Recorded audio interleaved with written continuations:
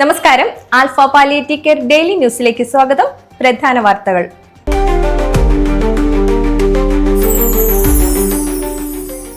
Alpha palliative care Thiruvalla സെന്ററിന്റെ general body യോഗം നാളെ ഉച്ചയ്ക്ക് 2 മണിക്ക് സെന്ററിൽ നടക്കും. സെന്ററിന്റെ പ്രവർത്തനങ്ങളെ അടുത്ത ഘട്ടത്തിലേക്ക് ഉയർത്തുന്നതിനെക്കുറിച്ചും എക്സിക്യൂട്ടീവ് കൗൺസിൽ വിപുലീകരണവും യോഗം ചർച്ച ചെയ്ത് തീരുമാനമെടുക്കും. യോഗത്തിൽ ആൽഫയുടെ community director Suresh Sreedharan, governing council അംഗം Chandramohan Nair, vision 2030 state coordinator Amjith Kumar എന്നിവർ പങ്കെടുക്കും. Alpha palliative care nurses training പ്രോഗ്രാമിലെ 4ാമത്തെ ക്ലാസ് നാളെ രാവിലെ 9:30 മുതൽ 3:30 വരെ Edamuttam Alpha palliative care training ഹാളിൽ നടക്കുമെന്ന് medical director doctor Jose Babu അറിയിച്ചു.